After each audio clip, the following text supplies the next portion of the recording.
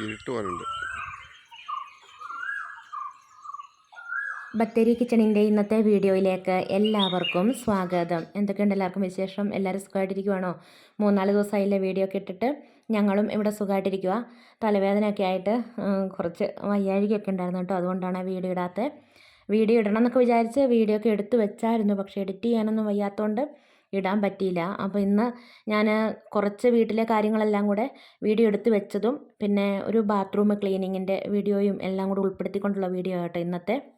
വേറെ ആരും വരാനും ചെയ്യാനും ഒന്നും ഇല്ലാത്തത് കൊണ്ട് ഞാൻ തന്നെയല്ലേ ഉള്ളൂ. അപ്പം വയ്യാത്ത ദിവസങ്ങളിലൊക്കെ കുറച്ച് കിടക്കുകയോ റെസ്റ്റ് എടുക്കുകയോ ഒക്കെ ചെയ്യണമെങ്കിൽ ഞാൻ ചെയ്യുന്ന കുറച്ച് കാര്യങ്ങളൊക്കെ ആട്ടോ. ഇതുപോലെ എളുപ്പമുള്ള കറികളൊക്കെ വെക്കും. ഒരു 10 ചക്കക്കുരുവൊക്കെ അരിഞ്ഞ് പരിപ്പും തക്കാളിയും എല്ലാം കൂടെ തേങ്ങയൊക്കെ അരച്ച് ഒരു കറി വെച്ചു. കുറച്ച് ഉണക്കമീനും വറുത്തും.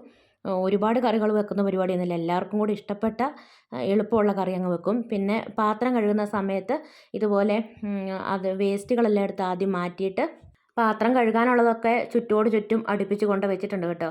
എന്നിട്ട് പാത്രത്തിലെ വേസ്റ്റുകളൊക്കെ ഒന്ന് കഴുകി കളഞ്ഞു. അത് കഴിഞ്ഞിട്ടാണ് നമ്മൾ പാത്രം കഴുകുമ്പം എടുക്കുന്ന ബ്രഷൊക്കെ ഇട്ട് തേച്ച് കഴുകുന്നത്. അല്ലെങ്കിൽ ഭക്ഷണം കഴിച്ചതിൻ്റെ വേസ്റ്റൊക്കെ പാത്രത്തിലുണ്ടാവുമല്ലോ, അതോടുകൂടി തന്നെ നമ്മൾ ആ ബ്രഷ് ഇട്ട് ഉരച്ച് കഴുകാൻ പോയാൽ ബ്രഷിലൊരു സ്മെല്ല് വരും, പിന്നെ പുഴുവൊക്കെ വരും. പാത്രത്തിലെ വേസ്റ്റൊക്കെ വെള്ളം ഒഴിച്ച് കഴുകി കളഞ്ഞേച്ച് പിന്നെ നമ്മൾ സാധാരണ പാത്രം കഴുകുന്ന പോലെ പാത്രമൊക്കെ കഴുകി എടുത്ത് വെക്കുക കേട്ടോ ചെയ്യുന്നത്. രാത്രിയിൽ ഈ ബ്രഷൊക്കെ ഒന്ന് തിളപ്പിച്ച് വെക്കും. എന്നിട്ട് പിറ്റേ ദിവസം രാവിലെ കഴുകി പിഴിഞ്ഞെടുക്കുക ചെയ്യുന്നത്. സാധാരണ ചെയ്യുന്നതിനേക്കാളും കുറച്ചുകൂടെ സ്പീഡിലാണ് പണികളൊക്കെ ചെയ്യുന്നത്. എവിടെയെങ്കിലും ഇരിക്കുകയോ കിടക്കുകയോ ഒക്കെ ചെയ്യണം എന്നൊക്കെയുള്ള ആഗ്രഹമുണ്ട്. മനസ്സിൽ വയ്യാഴികയൊക്കെ ഉള്ളതുകൊണ്ട് അതുകൊണ്ട് കുറച്ചുകൂടെ സ്പീഡിലാട്ടോ പണികളൊക്കെ ചെയ്യുന്നത്. പിന്നെ എന്തെങ്കിലുമൊക്കെ വേഗം പണികൾ തീരാൻ വേണ്ടിയിട്ട് ആ സമയത്ത് എന്താണോ മനസ്സിൽ തോന്നുന്നത് അതുപോലത്തെ കുറേ കാര്യങ്ങളൊക്കെ അങ്ങ് ചെയ്യും. കുറച്ച് തുണികൾ മടക്കാനുണ്ടായിരുന്നു. ഞാനത് കസേരയിൽ എടുത്തിട്ട് തുണികളെല്ലാം കസേരയിൽ എടുത്ത് വെച്ച് മടക്കി വെക്കേണ്ട ഷെൽഫിൻ്റെ അടുത്ത് കൊണ്ട് വെച്ചിട്ടുണ്ട് കേട്ടോ. അവിടെ നിന്ന് പിന്നെ അങ്ങ് എടുത്ത് മടക്കി വേഗം വെക്കാമല്ലോ. ഇന്നിപ്പോൾ രാവിലെ ചായക്ക് കടിയൊന്നും ആക്കിയിട്ടില്ല. ചോറ് തന്നെയാണ് കേട്ടോ. ചോറും ചക്കക്കുരുവും പരിപ്പും തക്കാളി എല്ലാം കൂടി ഇട്ട് കറിയും വെച്ച് ഉണക്കമീൻ വറുത്തതൊക്കെ തന്നെയാണ്. അല്ലെങ്കിലും ഇവിടെ ഒരുപാട് കറികളൊന്നും വെക്കാറുമില്ല. അങ്ങനെ വേണമെന്ന് ആർക്കും നിർബന്ധവുമില്ല. പിന്നെ വയ്യാത്തപ്പം എന്തെങ്കിലും എളുപ്പമുള്ള കറികളൊക്കെ വെക്കുന്നേ ഉള്ളൂ കേട്ടോ. പിന്നെ അങ്ങനെ തുണികളൊക്കെ മടക്കി കഴിഞ്ഞു. കുറച്ച് തുണികളൊക്കെ അലക്കാനുണ്ടായിരുന്നു. അതൊക്കെ ഞാൻ അലക്കി രാവിലെ മെഷീനകത്ത് ഇട്ടിട്ടുണ്ടായിരുന്നു കേട്ടോ. രാവിലെ തന്നെ അലക്കാനുള്ളതൊക്കെ മെഷീനകത്ത് ഇട്ടു. എന്നിട്ട് അതൊക്കെ വർക്ക് ഏരിയ വിരിച്ചൊക്കെ ഇട്ടു. പിന്നെ കൈക്കും കാലിനും നടുവിനും ഒക്കെ വേദനയുള്ളപ്പോൾ തിരുമ്മാൻ പറ്റിയൊരു സാധനം കേട്ടോ. ചേട്ടായി മേടിച്ചുകൊണ്ട് വന്നതാണ്. കുറേ നാളായി മേടിച്ചിട്ട്. നല്ല സാധനം കേട്ടോ. നല്ല വേദനയൊക്കെ നല്ലോണം മാറും. വേദന അങ്ങ് തീർത്ത് മാറുമെന്നല്ല, ഇതും കൊണ്ടിങ്ങനെ തിരുമ്മുമ്പം ഒരു സുഖമുണ്ട്. കുറച്ച് നേരത്തേക്ക് നമ്മൾ നടുവേദനയൊക്കെ വരുമ്പോൾ ചൂടൊക്കെ വെക്കാറുണ്ടല്ലോ, ആ സമയത്ത് നമുക്ക് കുറച്ച് നേരത്തേക്ക് ഒരു ആശ്വാസം ഉണ്ടാവുമല്ലോ. അതുപോലെ കുഞ്ഞിപ്പെണ്ണിൻ്റെ സ്കൂൾ ബസ് വരുമ്പോഴത്തേക്ക് ഞാൻ അകമൊക്കെ അടിച്ചു വാരി വൃത്തിയാക്കിയിട്ടുണ്ടായിരുന്നേ. പിന്നെ അവളെ ബസ് കയറ്റി വിട്ട് എല്ലാം കഴിഞ്ഞ് വന്നിട്ടാണ് തറയൊക്കെ തുടയ്ക്കുന്നത്. ഇനിയിപ്പം കുളിക്കണം, എന്നിട്ട് രാവിലത്തെ ഭക്ഷണം കഴിക്കണം.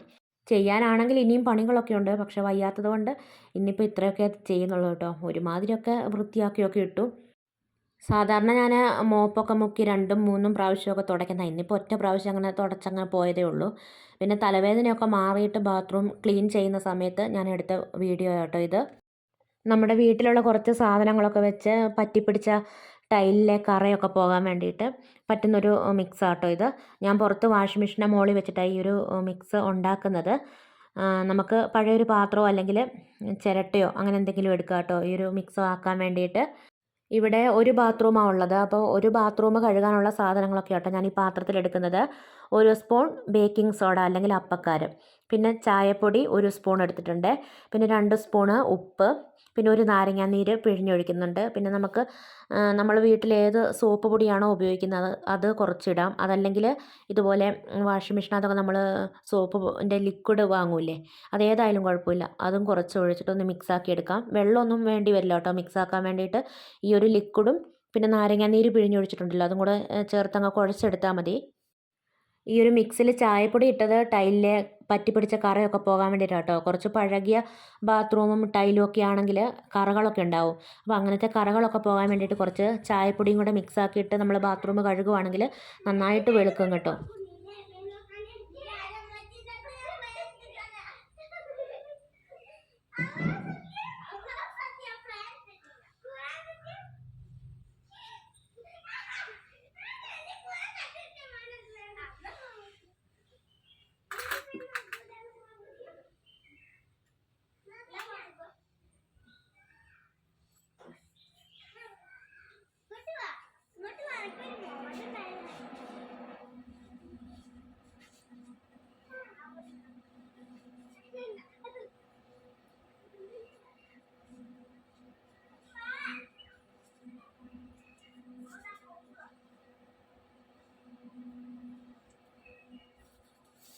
ബാത്റൂം കഴുകാൻ തുടങ്ങുന്നതിന് മുമ്പ് ആദ്യം ജനലും വാതിലും ഒക്കെ തുറന്നിട്ടു.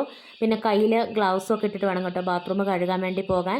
പിന്നെ ബാത്റൂമിൽ ഉപയോഗിക്കാൻ വേണ്ടിയിട്ട് വേറൊരു ചെരുപ്പ് നമ്മൾ ഉപയോഗിക്കുന്ന ഏറ്റവും നല്ലതാണ്. നമ്മൾ അകത്തൂടെല്ലാം ഇട്ടുകൊണ്ട് നടക്കുന്ന ചെരുപ്പ് ബാത്റൂമിൽ ഇടാതെ ബാത്റൂമിൽ ഇടാൻ വേണ്ടിയിട്ടൊരു ചെരുപ്പ് നമ്മൾ മാറ്റി വെക്കണം കേട്ടോ. ഇത്രയും നേരം ചീവീടിൻ്റെ ശബ്ദമില്ലായിരുന്നേ. ഇപ്പം ഞാൻ പറഞ്ഞതിനേക്കാളും ഒച്ചത്തിൽ ചീവീട് കരയുന്നുണ്ട്. ആദ്യം വെള്ളം ഒന്ന് ഭിത്തിയിലൊക്കെ നനച്ചു. അത് കഴിഞ്ഞിട്ടാണ് ഈ ഒരു മിക്സ് കൊണ്ട് ഭിത്തിയൊക്കെ ഒന്ന് ഉരച്ച് കഴുകുന്നത്. ഇവിടെ ഇപ്പം അങ്ങനെ അധികം അഴുക്കും ചെളിയൊന്നുമില്ല. നമ്മുടെ വീട് പുതിയതാണ്, ടൈലൊന്നും അങ്ങനെ പഴകാനൊന്നും ആവാത്തത് കൊണ്ട് അങ്ങനെ അധികം ചെളിയൊന്നുമില്ല കേട്ടോ. പിന്നെ ആഴ്ചയിലൊരു 3 4 വട്ടം ഞാൻ ഇതുപോലെ ബാത്റൂം നന്നായിട്ട് കഴുകും. അല്ലെങ്കിൽ തറയിൽ മാത്രം എന്തെങ്കിലും ലിക്വിഡ് ഒഴിച്ചിട്ട് തറ മാത്രം ഒന്ന് കഴുകി വിടും. ഇനിയിപ്പോൾ പ്രത്യേകിച്ച് അഴുക്കൊന്നും ഇല്ല എങ്കിൽ നമ്മൾ കുളിച്ച് കഴിഞ്ഞിട്ട് എന്നും ഒരു ബക്കറ്റ് നിറച്ച് വെള്ളം പിടിച്ചിട്ട് എല്ലാ മൂലവശവും ചേർത്ത് വെള്ളം ഒഴിച്ച് വിടുവാണെങ്കിൽ തന്നെ നല്ല വൃത്തിയായിട്ട് കിടക്കും കേട്ടോ. എല്ലാ മൂലയിലും അഴുക്കുണ്ടാവും ബാത്റൂമിൽ. അപ്പോൾ ആ മൂലവശം ചേർത്ത് വെള്ളം ഒഴിച്ചങ്ങ് വിട്ടാൽ മതി എന്നും കുളിച്ചിട്ട്. കുളി കഴിഞ്ഞ് നമ്മൾ ഇറങ്ങി പോരാൻ നേരത്ത് ഞാനിപ്പോൾ പറഞ്ഞ പോലെ ബക്കറ്റിൽ വെള്ളം പിടിച്ചിട്ട് ചുറ്റും അങ്ങ് ഒഴിച്ചാൽ മതി കേട്ടോ. എന്നാൽ തന്നെ നല്ല വൃത്തിയായിട്ട് കിടക്കും. ഇപ്പോൾ ഞാൻ ബാത്റൂമൊക്കെ കഴുകി ബാത്റൂമിലെ ബക്കറ്റും കപ്പും എല്ലാം കഴുകി. ബാത്റൂമൊക്കെ കഴുകാൻ ഇപ്പോൾ എല്ലാവർക്കും അറിയാമല്ലോ. അപ്പോൾ ലിക്വിഡ് ഉണ്ടാക്കുന്നത് മാത്രമേ ഞാൻ പ്രത്യേകിച്ച് കാണിച്ചുള്ളൂ കേട്ടോ. ബാത്റൂമൊക്കെ സാധാരണ എല്ലാവരും കഴുകുന്ന പോലെ തന്നെയാണ് കഴുകിയെടുത്തത്. ബാത്റൂമിലെ ചുമരൊക്കെ കഴുകാൻ വേണ്ടിയിട്ട് ഗ്രീൻ കളറിലുള്ള സ്ക്രബ്ബർ ഉണ്ടല്ലോ, നമ്മൾ പാത്രമൊക്കെ കഴുകുമ്പോൾ മേടിക്കാൻ കിട്ടുന്നത്, അതാട്ടോ ഞാൻ സാധാരണയായിട്ട് ഉപയോഗിക്കുന്നത്. നമ്മൾ ഈ ചായപ്പൊടിയും കൂടെ മിക്സ് ആക്കിയിട്ട് തേച്ച് കഴുകുമ്പം ഒരു കറുത്ത കുത്ത്, മഞ്ഞക്കറ അങ്ങനത്തെ ഒക്കെ പോകും കേട്ടോ.